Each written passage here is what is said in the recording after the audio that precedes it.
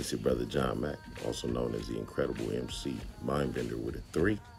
And you can catch me on Metro 360, YouTube, you know how it goes. But for this channel, Mobile Mind Frame, let's talk about this young brother right here, Lil Nas X.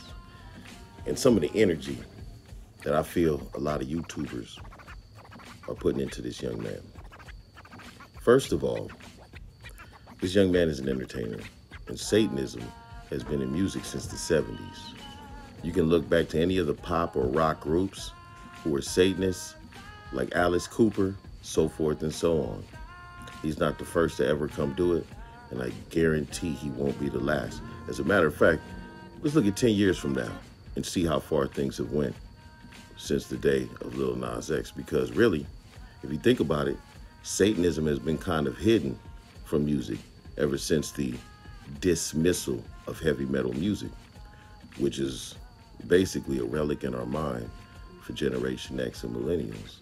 Most young kids today know nothing of that genre of music or pay any attention to it. And if you really want to take it one step further, this represents dualism at its finest point.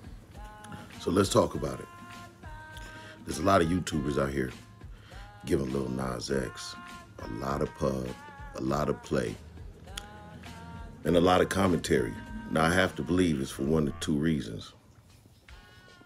The first reason being it's a popular topic, so, you know, it boosts views.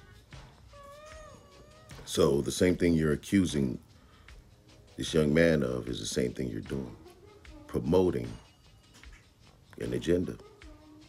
You're not free of the covenant of promoting this agenda at all, because every video and commentary that I've seen on it had his video and imagery playing in the background, which creates angst and nosiness. Therefore, people want to go and check out this bullshit. So therefore, if anybody's to blame, look at yourselves first. You know, the man in the mirror is usually the most guilty. The second thing I'd like to bring up is with the imagery displayed on that video. There's a channel on here called Black Balloons, and this young gentleman mentioned the fact that he felt very uncomfortable when watching this video.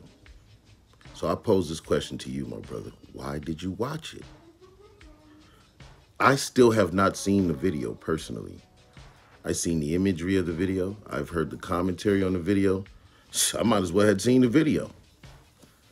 But I have not personally went on here and looked up that video. Why? Because I have no personal interest in it, personally.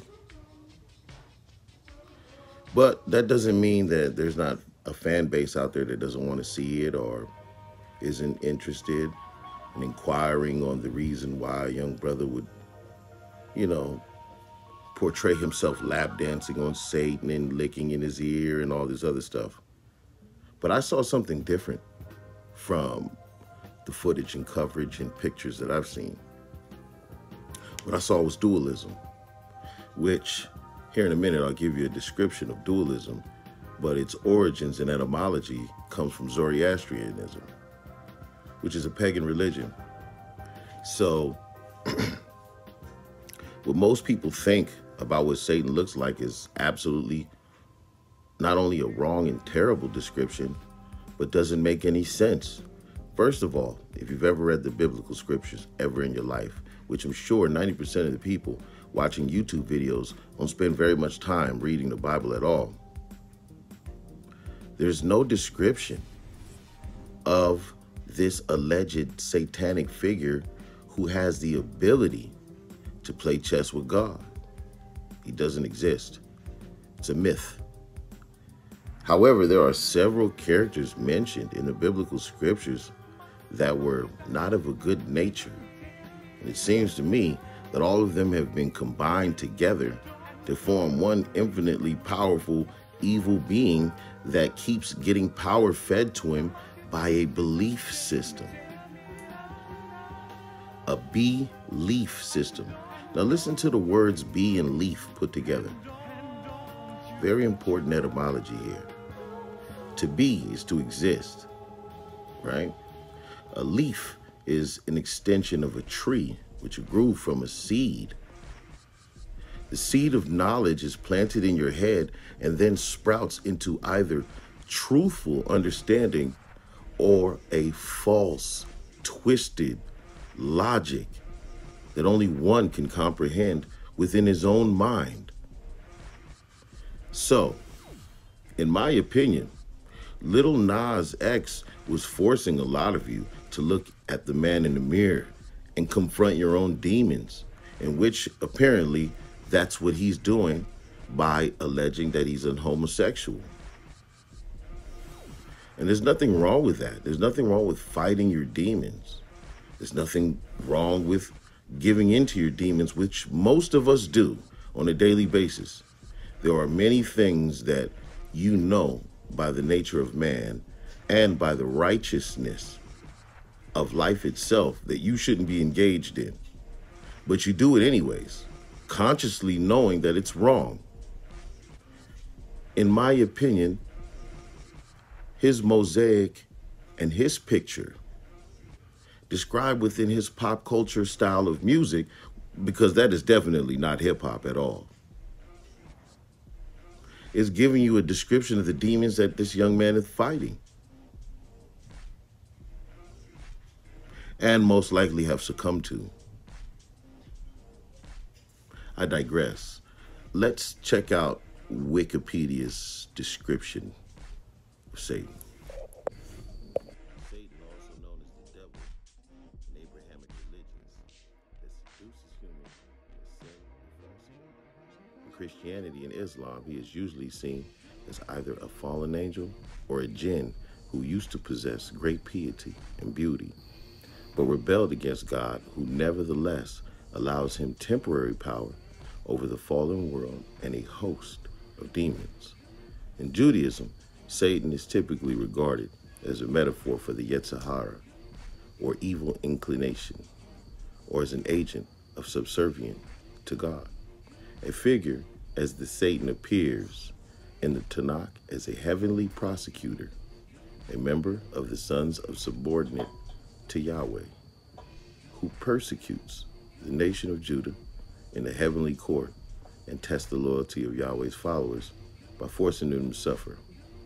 During the intertestamental period, possibly due to influence from Zoroastrianism, a figure of Angra Mainyu, the Satan developed into a malevolent entity with abhorrent qualities and dualistic opposition to God. In the apocryphal book of Jubilees, Yahweh grants Satan, referred to as Mestema, authority over a group of fallen angels or their offspring to tempt humans to sin and punish them.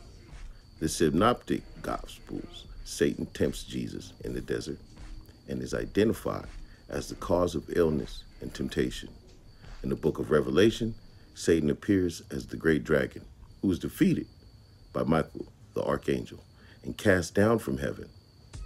He is later bound for 1,000 years, but is briefly set free before being ultimately defeated and cast into the lake of fire. Cast, huh?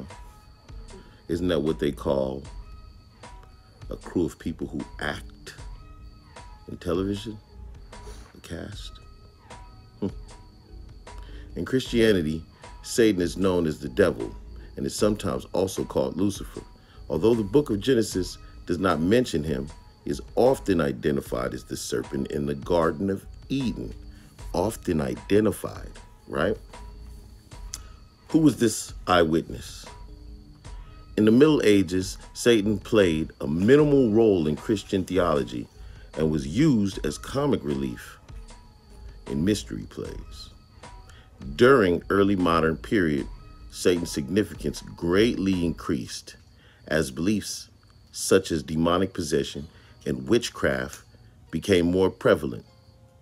During the Age of Enlightenment, belief, okay, the power of belief in the existence of Satan was harshly criticized by thinkers such as Voltaire.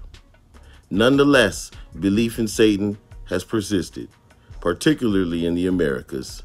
In the Quran, Shaitan, also known as Iblis, is an entity made of fire who was cast out of heaven because he refused to bow before the newly created Adam and incites humans to sin by infecting their minds with waswas, evil suggestions. Although Satan is generally viewed as evil, some groups have a very different beliefs.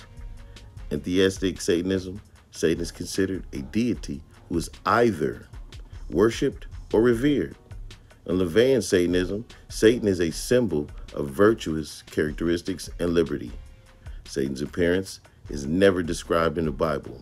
Since the 9th century, he has often been shown in Christian art with horns, cloven hooves, usually hairy legs, and a tail, often naked and holding a pitchfork.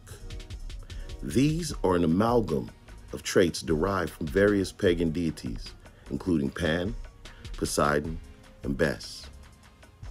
Satan appears frequently in Christian literature, like Where the Wild Things Are. Most notably, Dante Alighieri's Inferno, variants of the false legend, John Milton's Paradise Lost and Paradise Regained, and the poems of William Blake. He continues to appear in film, television, vision, and music.